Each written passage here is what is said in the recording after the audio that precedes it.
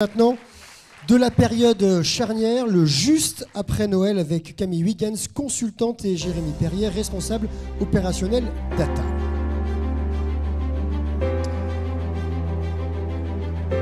Bonjour, et on va commencer avec Jérémy. Quelle analyse pouvez-vous nous faire sur cette période de janvier si on regarde depuis 2019 jusqu'à 2025 ?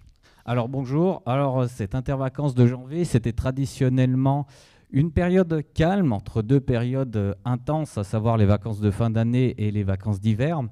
Mais cette période prend de plus en plus d'ampleur et c'est le retour de nombreux hébergeurs, dans le sens où ils remontent qu'il y a de moins en moins de temps mort entre ces deux périodes et que pour beaucoup, ils arrivent déjà aux vacances d'hiver déjà bien fatigués et bien entamés avant le grand rush de ces vacances d'hiver.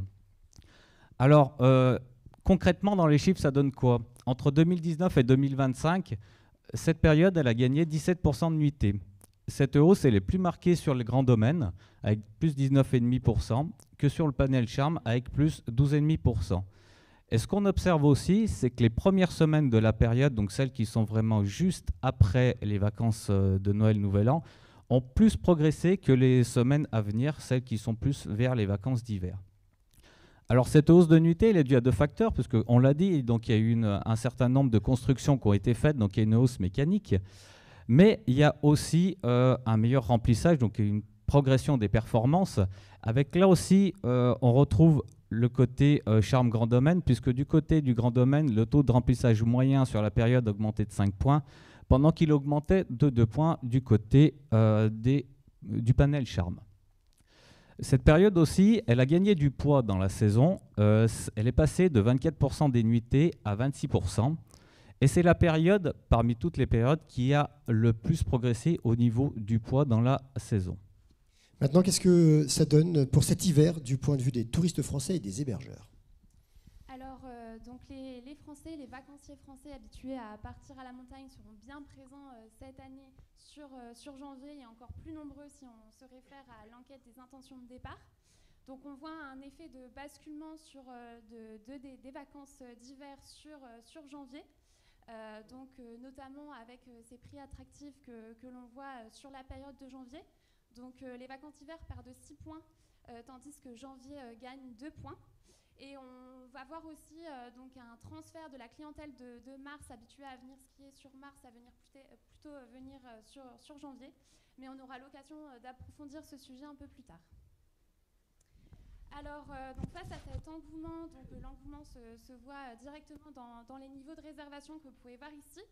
Donc, d'après l'enquête des hébergeurs qu'on a pu transmettre pour cet hiver, donc on voit qu'au niveau des réservations pour janvier, donc on a déjà une bonne part des réservations qui sont déjà acquises à date, donc en stabilité par rapport à l'année dernière.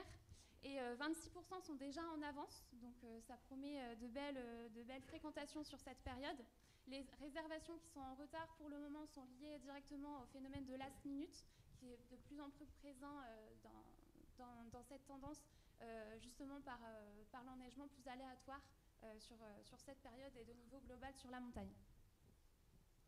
Donc justement, face à ces éléments extérieurs, on a posé la question aux hébergeurs quels canaux de commercialisation ils privilégient de façon intermédiaire. Donc on voit principalement que les OTA, donc Booking, Expedia, etc., sont largement utilisés par les hébergeurs. Donc toujours dans une dynamique de conquérir ou de continuer à conquérir cette clientèle skieuse. Et on voit également que les tours opérateurs sont bien présents également. Donc les hébergeurs continuent, en tout cas, attirent pas mal de réservations grâce aux programmations des destinations par ces tours opérateurs. Donc ça permet d'attirer de la clientèle groupe, de la clientèle étrangère, notamment clientèle de l'Est qui est en vacances sur une partie de cette période de janvier. Et on va regarder maintenant les prévisions G2A.